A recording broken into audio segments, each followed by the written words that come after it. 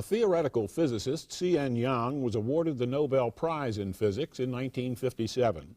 Among a host of other contributions to his field, his work with Robert Mills resulted in Yang-Mills theory, considered the basis of modern physics. He has crossed paths with the other great minds in his field, Einstein and Fermi, Oppenheimer and Teller. Here at Stony Brook, the Institute for Theoretical Physics, which he directed for 33 years, now bears his name. Dr. Yang, thanks very much for taking the time. I'm very happy to be here. You grew up in China, the son of a mathematics professor. Yes. Can you tell us a little about your early life? I was born in central China, but I grew up in Beijing. So my primary school years and 4 years of high school were in Beijing. And in 1937, I was 15 years old. The Sino-Japanese War started, and my family moved to southwestern China, to a city called Kunming, which is famous as the end of the Burma Road. Mm-hmm. And I went to college there. In 1945, I was 23. I won a scholarship to come to the United States. So I arriving on November the 24th in New York City. Because at that time, there were no commercial traffic between China and the US. And the only way for me to come from Kunming in southwestern China to the US was to fly to Calcutta, India, and there wait for a boat, a ship, one of those troop transport ships of the American military forces, which were used to transport over 1 million American soldiers in the China-Burma-India theater from that area to the United States. So I waited for 2 months in Calcutta for a berth on one of those troop transports. And the ship was about 5,000 tons, and we went through the Mediterranean and the Atlantic Ocean, where we got into a storm, and I remembered I was vomiting so much, and I said to myself, maybe this trip is not worth it. But anyway, I arrived in New York and went to Chicago and became a graduate student at the University of Chicago. That was quite an adventure for a young man. Yes, it was. And of course, to come to the United States from a completely different culture was, I wouldn't say it was a shock, but it was, it required some adjustment. Was it your knowledge of physics that got you, that sort of bridged that divide? Yes, I had a very good education, both in college in Kunming and later for 2 years in the same university as a graduate student, earning a master's degree. My level of education in China was very advanced. Such things like quantum mechanics, I've studied thoroughly in China. So when I got to the University of Chicago, which had at that time the world's best physics department, I found that the quantum mechanics course offered in Chicago was not as deep, really? nor as detailed as the course I had in China. So I had a head start in some sense. And so I earned a PhD degree in Chicago in 1948. I was thinking that when you made your journey to the United States, it was at about that time that the United States had dropped atomic bombs on Hiroshima and Nagasaki. Yes. How did that affect you, if at all, in your field and as a person? It has a profound effect. You know, China was fighting the Japanese invasion from 37 to 45, 8 years. And China was very weak at that time, and it was a miserable time, and the Japanese were very brutal. You may have heard of this massacre in Nanjing. Yes. And nobody had any inkling that there was this new weapon developed in the United States. In fact, I understand most of the people in the US didn't know about it either. Right. And so the morning in August, when the bomb was dropped, when the radio announced the news, it was a great elation for the people in China because everybody knew that's the end of the misery of the 8 years of war. I remembered I came out of our house, rented house, and got onto the street, and suddenly I saw many people exploding firecrackers. You know, in the Chinese custom, if you have something to celebrate, you have hundreds of firecrackers. And then I got hold of a newspaper and then realized what happened.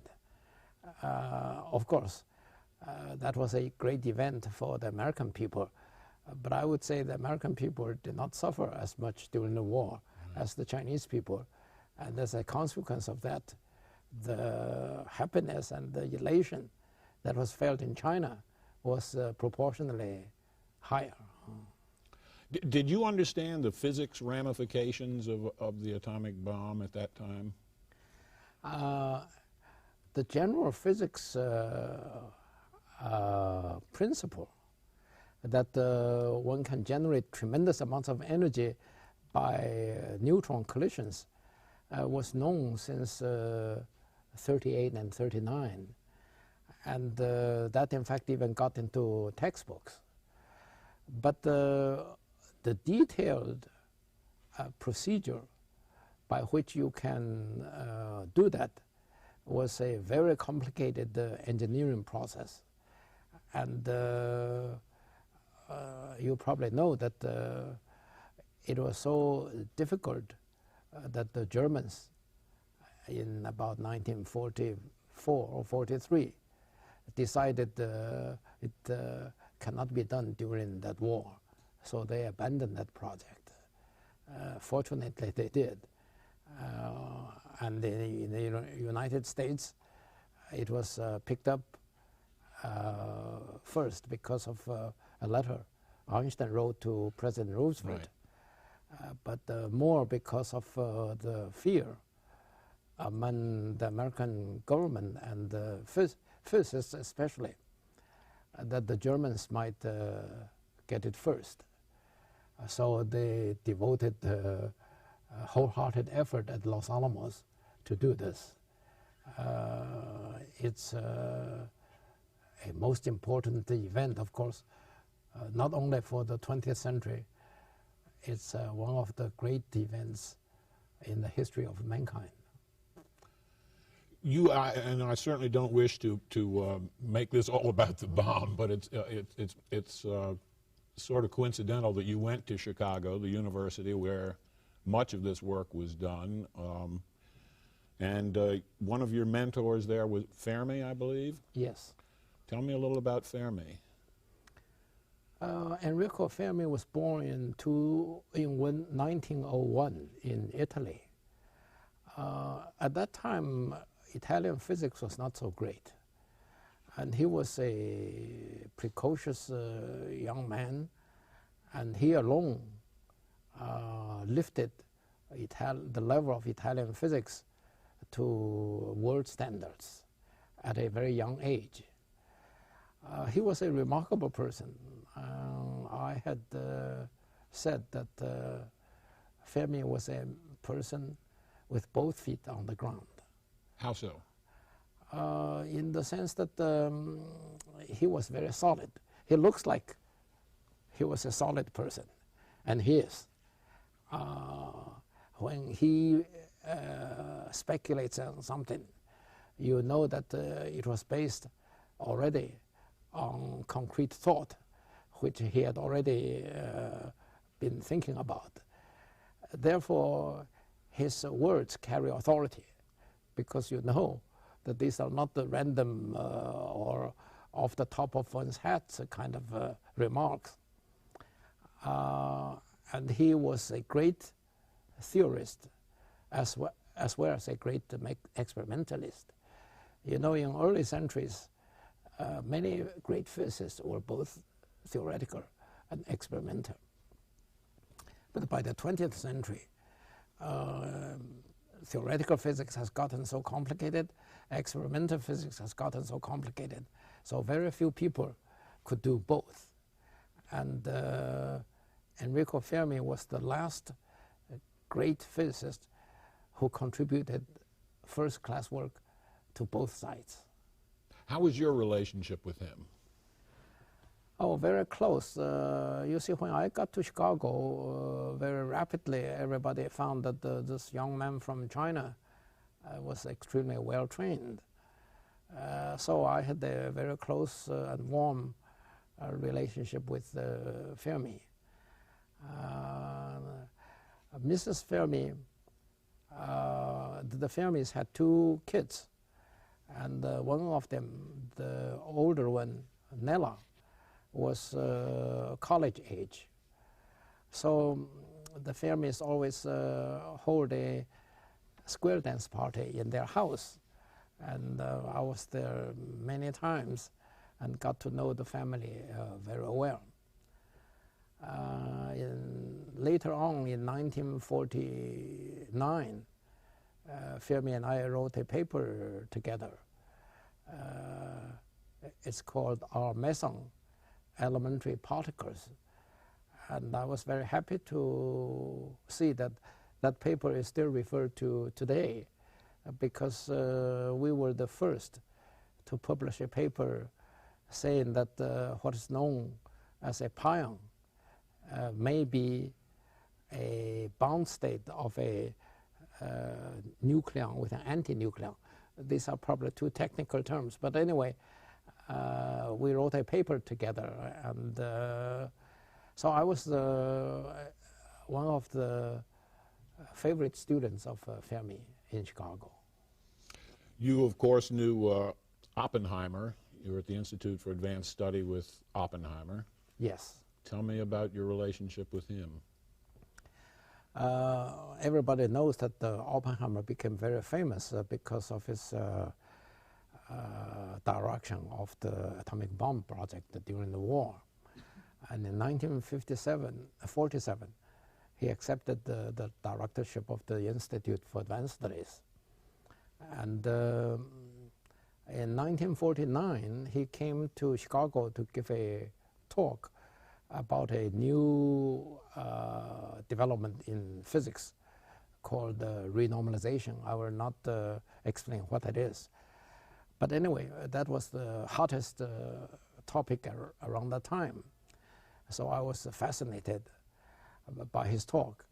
And I knew that starting that fall, the fall of 1949, there'll be many experts on renormalization at his institute in Princeton.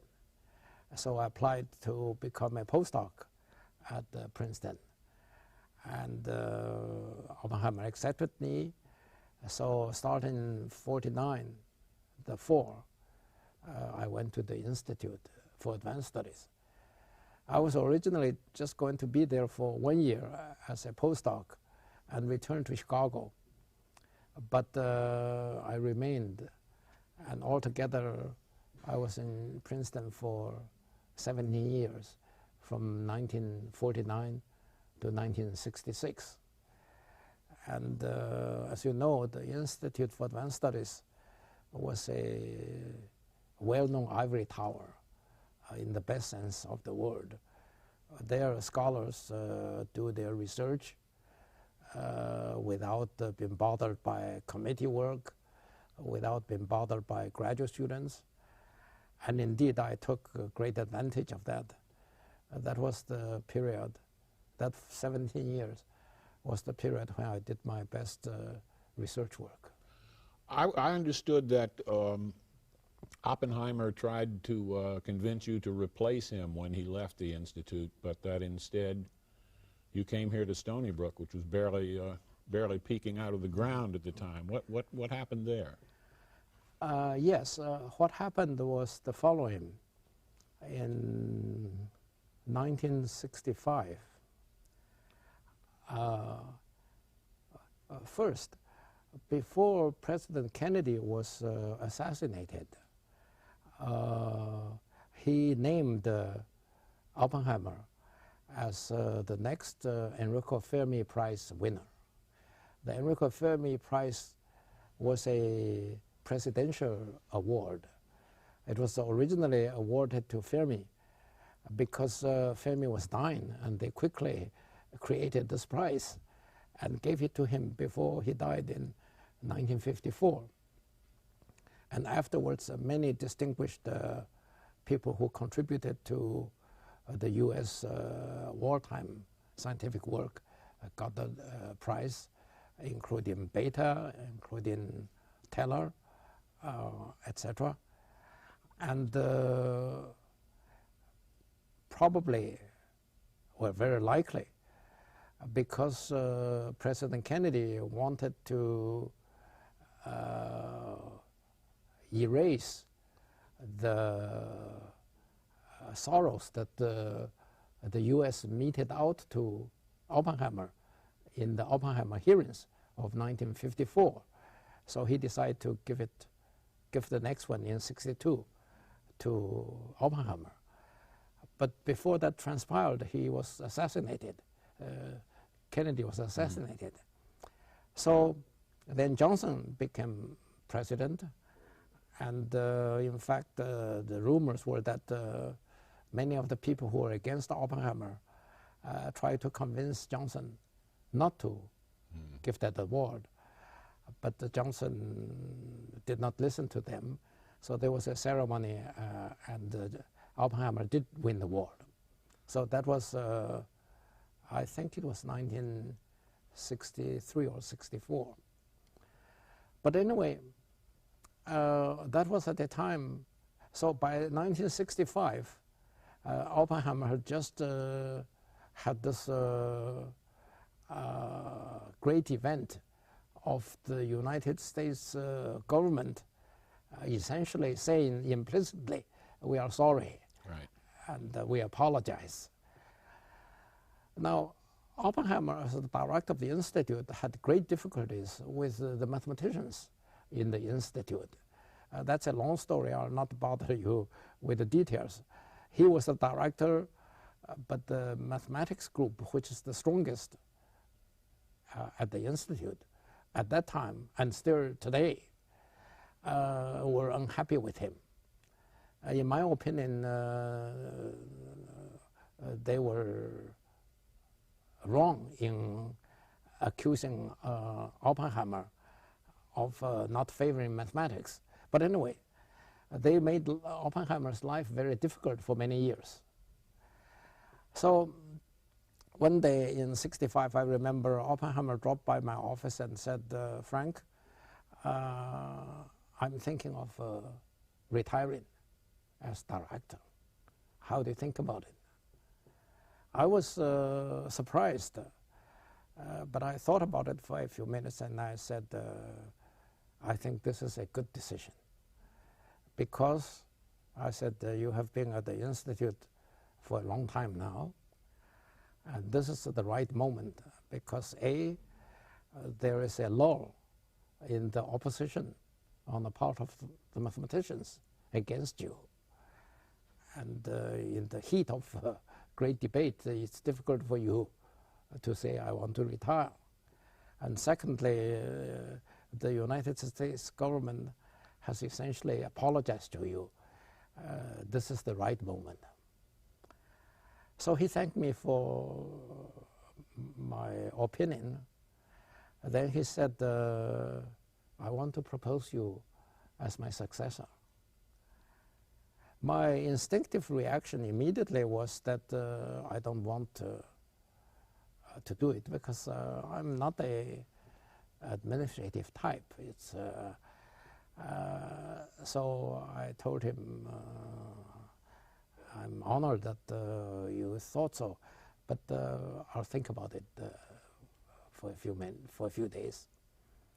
So I thought about it and eventually wrote him a letter saying that while I am not sure I'll be a good director, I'm, however, very sure that I won't enjoy the life of being a director. So that's the end of that part of the story. But just around that time, a little bit before my final decision, but after he had mentioned his proposal to me, John Toll, who had just been nominated as the president of Stony Brook, came to visit me and asked me to join him in Stony Brook to develop Stony Brook into a great research university. So when I wrote that letter to Oppenheimer, I had already decided with my family that I'm going to move to Stony Brook. That was in '65. And you came on pretty much on the promise that a great research institution would be built here, because there was none at the time. Yes.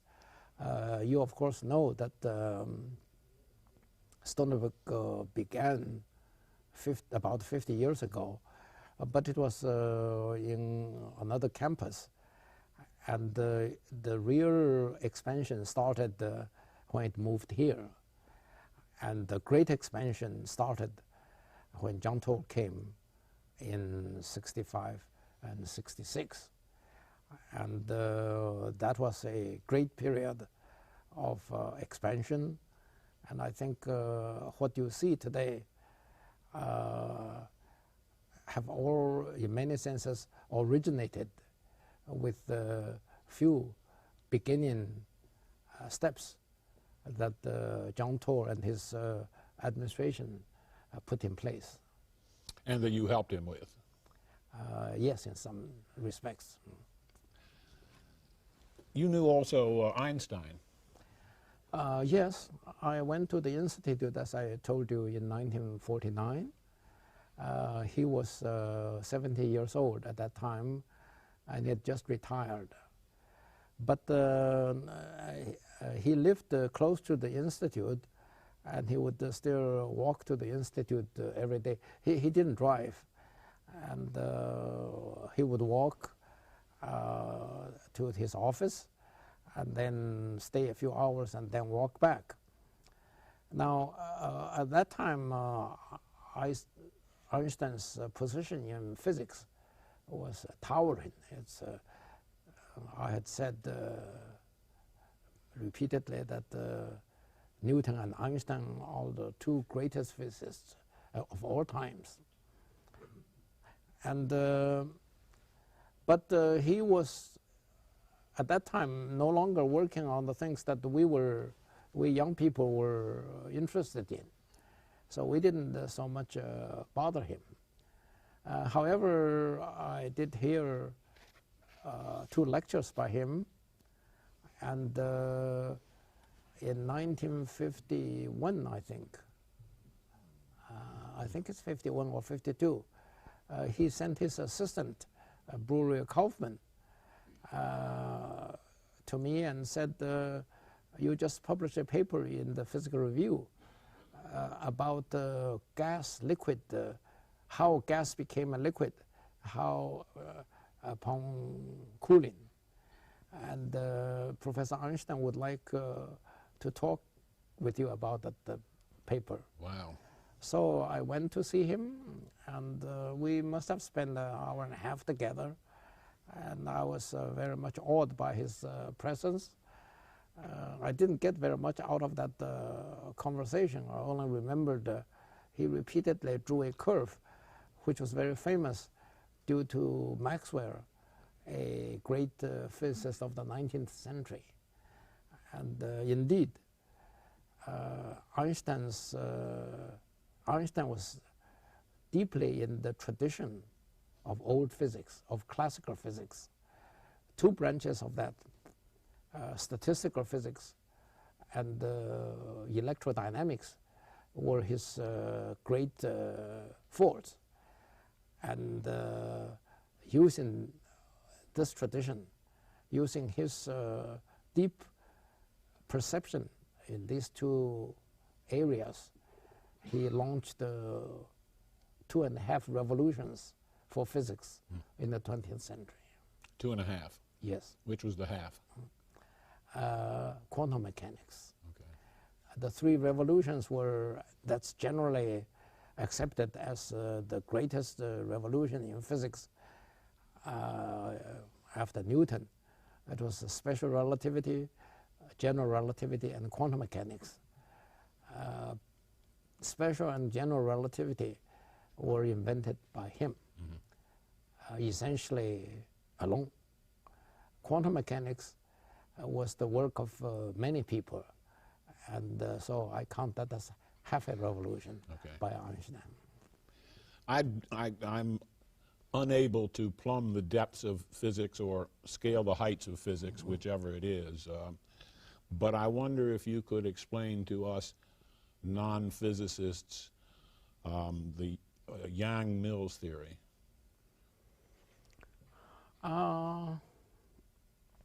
You know what the fundamental physics is about is to ask how matter is put together. In the 19th century, finally people realized that everything is made of atoms and molecules. In the 20th century, we learned that the molecules are made of atoms. Atoms are made of protons and electrons and neutrons. But what are protons and neutrons made of? Now we know they are made of quarks. So that is one aspect of what we do. Namely, we want to take matter apart and look at the constituents. But there's another part of the endeavor, namely how these parts are put together. The reason that they are together is because there's a force between them. Force is in daily language. In physics, we call it interaction. So the question is, what are the interaction between these constituents? Interaction of force is well known already since Newton's time. There's gravitational force. And through the 19th century, we know there are electric and magnetic forces. In the 20th century, we know there are 2 additional kinds of forces. They are called nuclear forces, which are responsible for the atomic bomb. Nuclear forces. Nuclear forces. And weak forces, which are responsible for such things like radioactivity. So there are now 4 types of forces. The question is, what are the precise nature of these 4 types? We know that the gravity through Newton is a inverse square law. You probably learned that in high school physics. So you might say that the basic question that one of the basic questions, one of the fundamental basic questions we face is how are these 3 other forces structured? They are not inverse square laws, but what are they? And that's where the Yang-Mills theory or gauge theory comes in. Gauge theory gives a principle which governed how these forces are structured mathematically, precisely. And when Mills, well, originally in 1918 and 1919, stimulated by Einstein, Hermann Weyl, a great mathematician, proposed what is called gauge theory. He used that to describe electricity and magnetism, and that was successful. But it does not apply to the other 2, the nuclear forces and weak forces. And what Mills and I did was we generalized what Weyl did. And that becomes a general principle of forces, of why they are these forces, including gravity. And that principle is now called the gauge principle. And the gauge principle's detailed mathematical structure is what we wrote down in 1954. At the time that we wrote it down, nobody believed that it was important, and we didn't know it was that important, but we said that this is a beautiful idea, and the mathematical structure is very elegant. So we published a paper about it. And then 20 years later, various experiments showed that that in fact was approximately the right direction. Then after struggling for another 5 years, it became clear that it's not just approximately right, it is exactly right. So that became something which is now the universally accepted principle of how these forces are formed. 1954. Yes. How do you feel about that? The fact that 50 years later, something that you created, that you propounded, has been so fundamentally has so fundamentally changed your field? Well, of course, I feel good about it, but I tell my students that the structure of everything oftentimes has hidden beauty in it. If you can sense vaguely some of this beauty, do not let go. The reason that in 1954 Mills and I were able to do it, as I told you, it was not in agreement with experiment, and nobody believed us. But we saw the beauty of the structure, so we wrote it down. The elegance of the structure. That's right. Oh, by the way, I should add the following, and that has something to do with Stony Brook. Okay, this Yang-Mills theory was published, and gradually, originally people didn't believe it.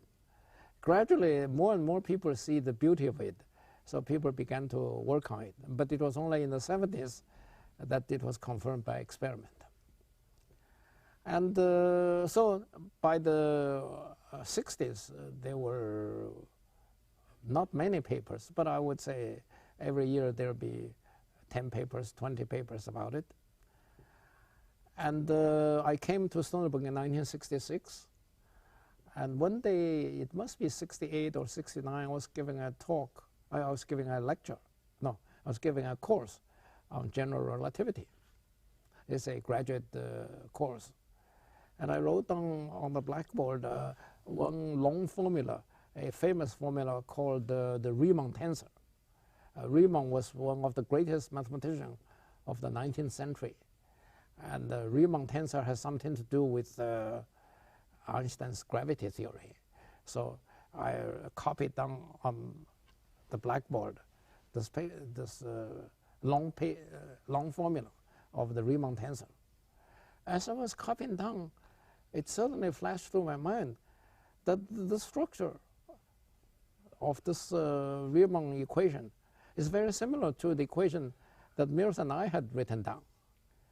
When we wrote it down in 1954, we didn't notice, we were not doing general relativity, so we didn't notice there was any similarity. But during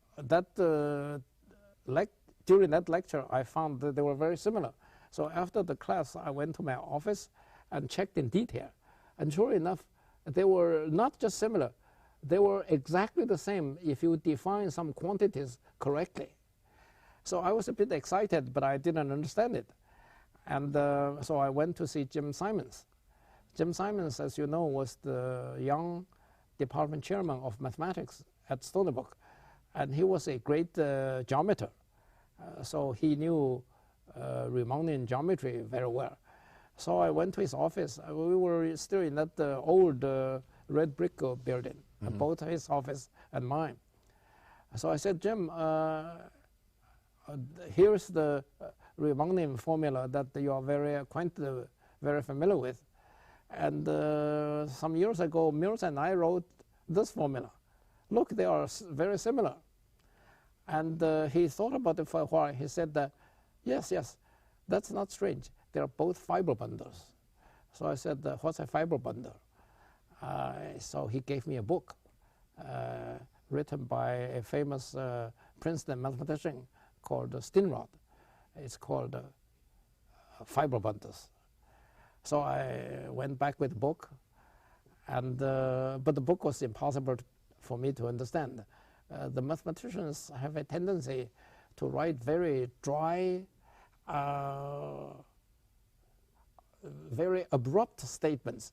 They are precise, but there is no flesh to it. So it's very difficult to, it's all bones, and it's impossible to understand. So I didn't understand. So I went back to Jim and said, look, this book is useless for physicists, but we want to understand what this fiber bundle business is about. And could you explain to me what it is? He said the fiber bundles is a new thing in mathematics too, but earlier than in physics. Starting in the 40s, there were already many papers in mathematics in fiber bundles, and it's now an important branch of geometry. And so I said, could you give us some lectures understandable to theoretical physicists? He said yes. So he gave a series of luncheon lectures, very informal. There may be 10 of us, faculty and graduate students of the Institute of Theoretical Physics here at Stony Brook. And as he must have talked for about a whole month, and that was very useful for us. So at the end of that, we decided to give him a gift for this series of lectures. So we chipped money together and decided to buy something for him. And I went to Irving Krah, a mathematician whom I knew very well. I said, Irving, we want to give Jim a gift. What should we buy? He said, Jim cannot spell. Give him a dictionary. So we bought a big dictionary and gave it to Jim. And he told me recently that he's still using it. But what we learned from Jim in those lectures were very important, not only for me, not only for Stony Brook, but in fact, it launched a new trend. And that came about this way. After I understood the gist of what the mathematicians were doing with fiber bundles, I realized indeed both general relativity of Einstein and gauge theory were fiber bundles. So I wrote a paper with T.T. Wu of Harvard immediately after that, in which we explained in detail the relationship between the mathematicians' ideas and terminology and the physicists' ideas and terminology. And so we made a little dictionary. The little dictionary had only maybe 15 entries. On the left side are the physicists' terminology. On the right side are the mathematicians' terminology. And there was an exact correspondence. So we called it a dictionary. But there's one item which physicists used repeatedly. Its technical term is called source. Source actually was due to, the idea of source was due to ampere. You know the electric current, 3 amperes, 5 amperes? Yes. That was named after the great French physicist, 19th century physicist, Ampere. And now, in physics, Ampere's idea of a source was a crucial concept. So we have to have that in our dictionary on the physics part. But on the mathematics part, I went to ask Jim, what do you call this? He said, we don't deal with this concept. So we left that the blank. So it's a dictionary with maybe 15 entries on one side, 14 entries on the other side. And nothing to correspond to source. Yes. But then E.C. Singer from MIT, a distinguished mathematician, came to visit. I had known him, so I gave him a copy of our preprint. And he looked at it, and there's this blank. So he thought about it and decided that is a very interesting concept, and they should deal with it. They somehow, in their 20 or 30 years of dealing with fiber bundles, had never touched on this idea. So he went to England immediately, and he was a great collaborator of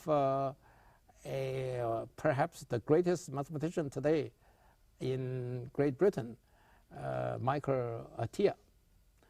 It's now Sir Michael Atiyah. At that time, he was not a sir yet.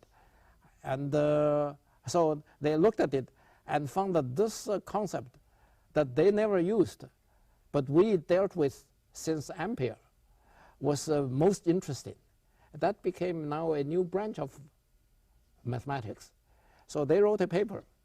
And because of the prestige and the fame of Atiyah and Singer, many young mathematicians all began to look into this.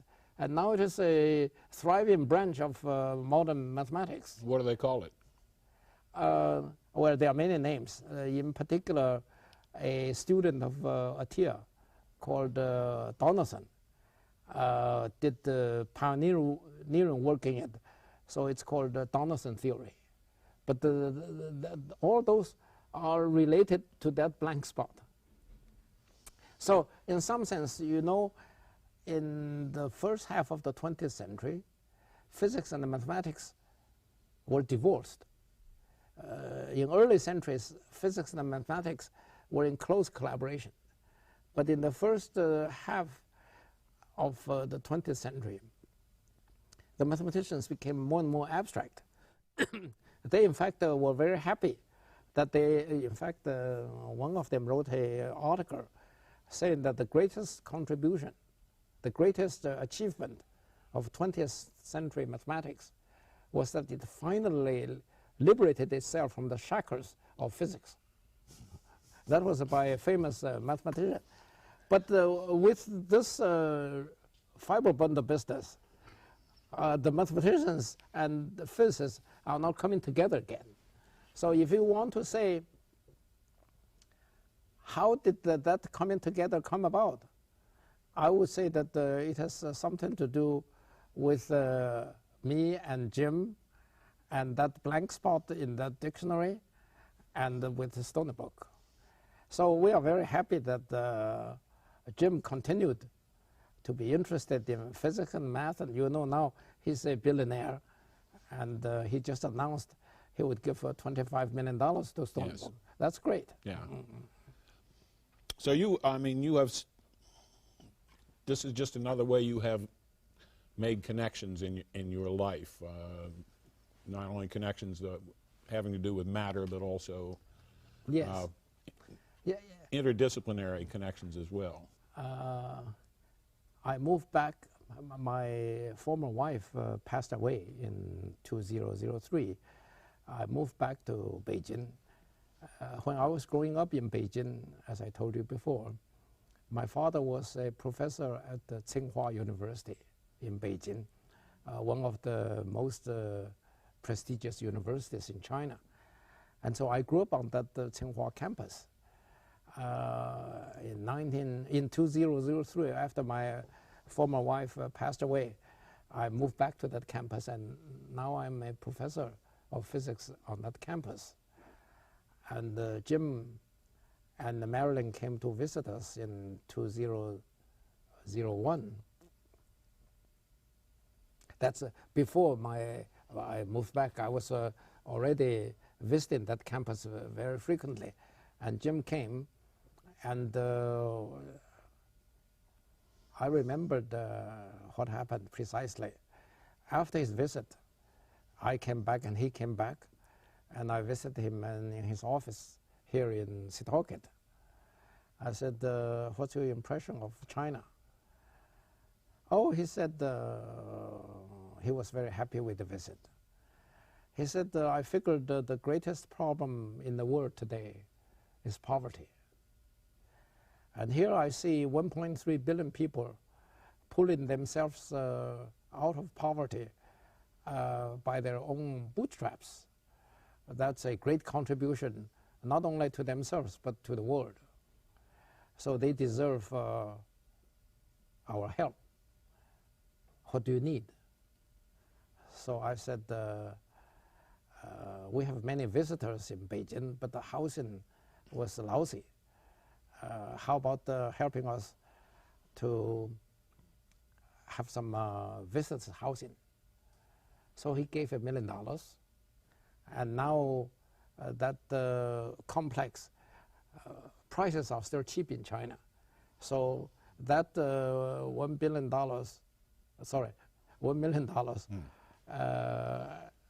is sufficient to have 9 very nice apartments built.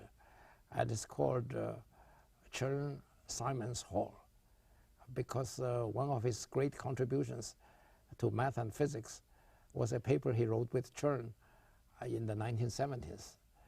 And he and Marilyn recently went to Beijing and opened that hall.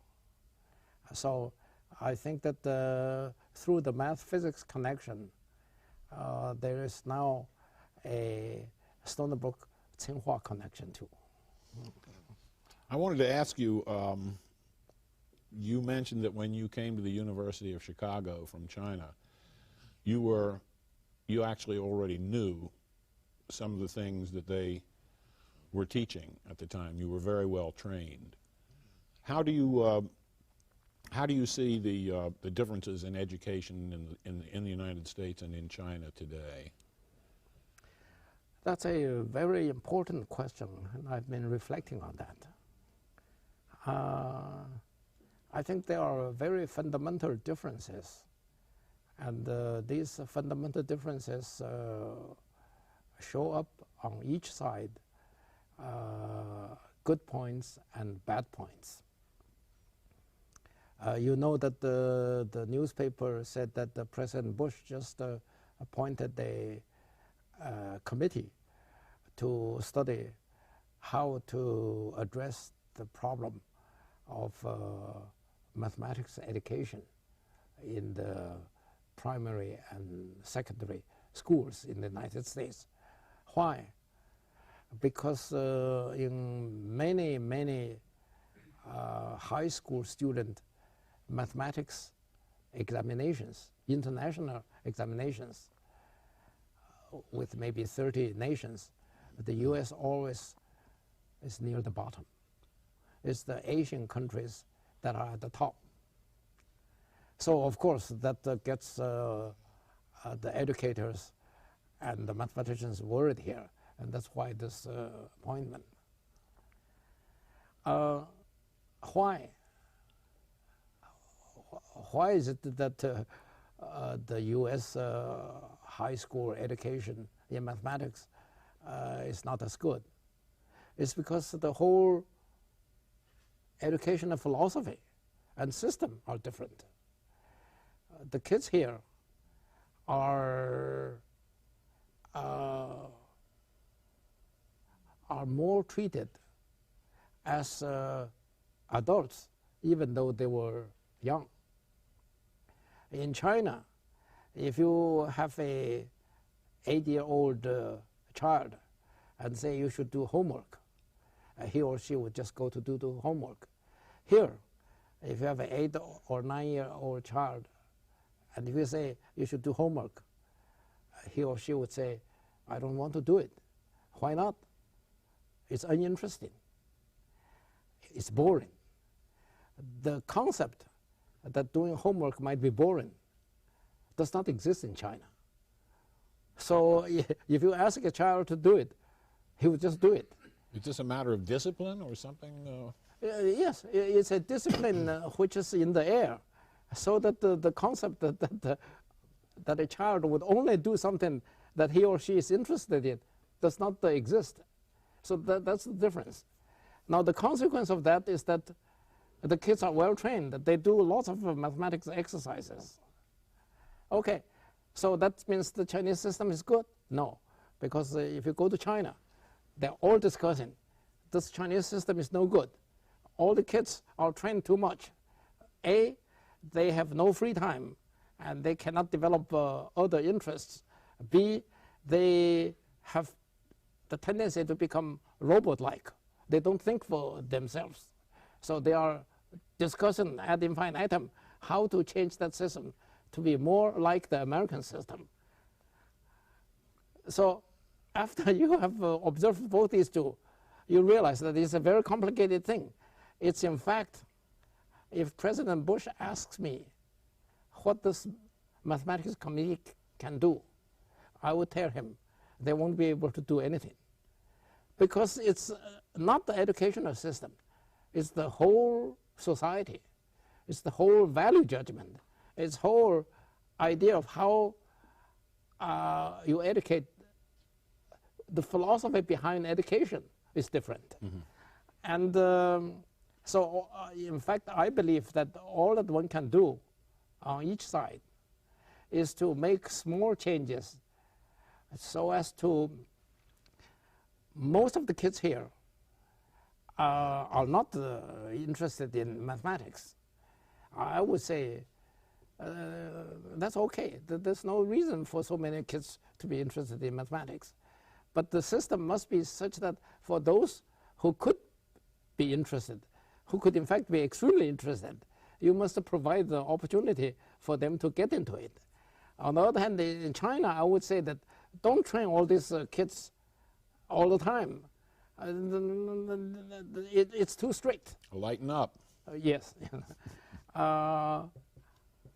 So I think a comparison of the educational system, the educational philosophy in the Orient and in the United States is a very interesting and very deep subject. Given all that you've said, why would a student in China come to Stony Brook to study? Oh, mostly because graduate school in the United States is the best in the world today. We were talking about in the last few minutes about the primary and secondary schools. Right. When it comes to graduate education, the best U.S. Graduate schools are absolutely the best in the world. So I always say that if you have a bright child, the best thing is for him to get a good high school education in China, a college education in China, and get a good graduate education in the United States. I myself benefited exactly from that. I had a very good college education in China, where the professors are very devoted, they are very responsible, they lead you through difficult things, go into great depths, and covering large areas. That's why when I came to Chicago, I had a tremendous advantage compared with my fellow American graduate students. But on the other hand, when I came to Chicago, I learned how to explore the frontiers, how to be creative in your thinking about the frontiers problems. So I got the best of both worlds. And I think that is, I was fortunate, and I would recommend that to any young person who especially is interested in the sciences. I think this is a good note to turn it over to our audience and find out if there are questions in the audience. If you'd step up to the microphone if you have a question for Dr. Yang. You mentioned earlier that as time went on, experimental and theoretical physics grew apart because of growing complexities within each of them. I'm curious how you yourself decided which one to go into, or did it just sort of happen naturally with the work you were doing? Experimental versus theoretical physics? Yes, how they grew apart, and how did you adapt to that? No, how did he actually decide to go into theoretical physics? Why did you decide to go into the theoretical branch? As I said, experimental and theoretical physics have both become so complex by the mid-20th century. It's almost impossible to be an expert in both. And as I said, Fermi was the last physicist who made first-rate contributions to both sides. Now, I myself, when I came to the United States, I knew that I had a very good grounding in theory. I also knew that I had almost no knowledge in experimental physics. So I said I must broaden my educational basis. So I decided I should write an experimental thesis here. And so I worked, in fact, at Chicago for some 18 or 20 months in the laboratory of Professor Allison. Allison was making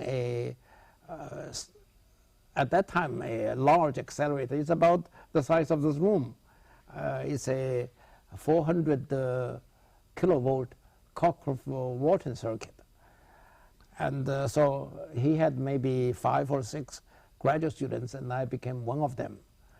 But quickly I learned that I'm no good at experimental physics. When things go wrong, I do not know why they are wrong. And I also oftentimes turn the wrong knob and do some very bad things to various things. So my fellow graduate students were all a little bit worried when I get close to any equipment. But we were on good terms because I could solve theoretical problems for them very easily. But anyway, after 18 or 20 months of work, I was very frustrated because Allison gave me a problem, and the experiment I was doing on that problem was not going well. And one day Teller came. I had been in contact with Teller in theory, and Teller said, I understand your experiment is not doing well. I said, right. He said, why do you stick to experiment? You had already written a paper, a short paper in theory. I can sponsor that as your thesis if you make it a little bit longer. So I said, thank you very much. I have to think about this, because it was not according to my plans for so long. Thinking about it for a few days, I finally went back to him and said, I accept your suggestion. And that was a very important thing in my life, namely to learn what I'm good for, what I'm not good for. Any other questions? I have a question, because both of Stony Brook and Tsinghua University are very great universities in the world. And as a professor, you have taught all of the students in both universities. And how could you compare the students in both of universities? One is in America and another is in China. Thank you. Comparing the students in China at the college level with the students in America at the college level? Yes, I mean undergraduate. In undergraduate? Yeah. Yes. How would you compare undergraduate? You spoke of... That's a very important topic, especially since I have some first-hand observation. I taught twice in Stony Brook, freshman physics. And I taught for one semester in 2004 freshman physics at Tsinghua University. So I have a first-hand knowledge about the freshman students in physics here and in Beijing. Tsinghua, of course, is one of the most difficult to get into universities in China. And so I found that there are two differences. Difference number one is that the students in Tsinghua are almost all very well trained. They did lots of exercises in high school. So such things like analytic geometry or trigonometry is no problems for them. Here, at least half of my students here were not well trained in analytic geometry or trigonometry. They know the definitions, but they cannot manipulate because they didn't do enough exercises. So the first difference is that the high school training in China is much more rigorous than here. The second difference is that the students in China, in Tsinghua University, were very mature and very motivated. They knew they have to work hard. They sort of appreciate that what they want to do, and they go full force at it. For the Stony Brook students, I would say that at least half of them were still sort of wandering around without any specific aim in life. This is, I've thought about this. This is, again, a product of the difference of the two societies.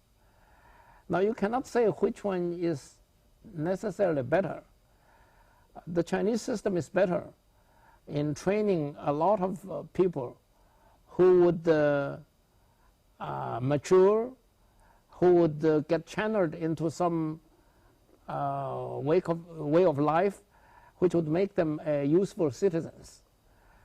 But the American system is more free.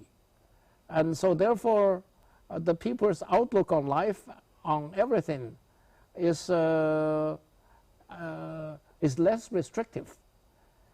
And the best of them are given enough opportunity so that they can prosper. Look at Bill Gates. Bill Gates is able alone to create trillions of dollars, not only for his company, for the whole world. So that kind of innovative spirit, of free spirit, is the kind of things that the United States educational system and society is good at fostering. And that's true all over the world. I think the Europeans, the Japanese, all marvel at the great success of the United States system, which produced all these tremendous innovations and, as a consequence, wealth. Okay, thank you. Questions? Professor, you said to sense the beauty is important in the scientific research. I want to ask whether you have any tricks to sense the beauty. Can you tell us some? You said the importance of sensing the beauty or the elegance in scientific work. Do you have any tricks that help you to spot the beauty or the elegance?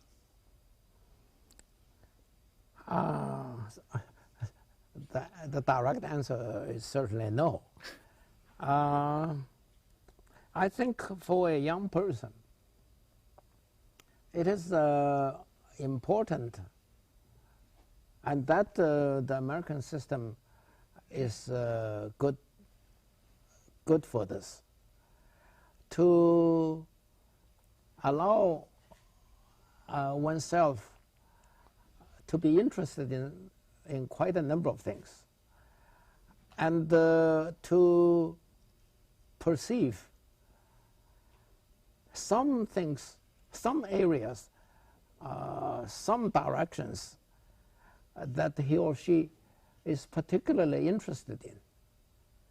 And if a person at a young age could latch onto something that he or she is interested in and fully develop that, that may be the way he or she would find the elegance, the beauty, the usefulness of some things. The Chinese system is not good for this. The Chinese system has too much of a tendency to impose what the children, what the school, what the society want the young person to look at, and discourage him or her to branch out.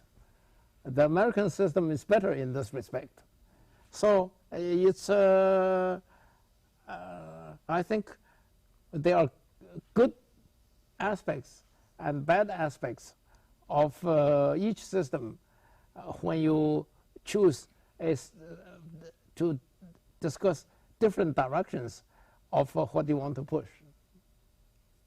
Dr. Yang, thank you very much.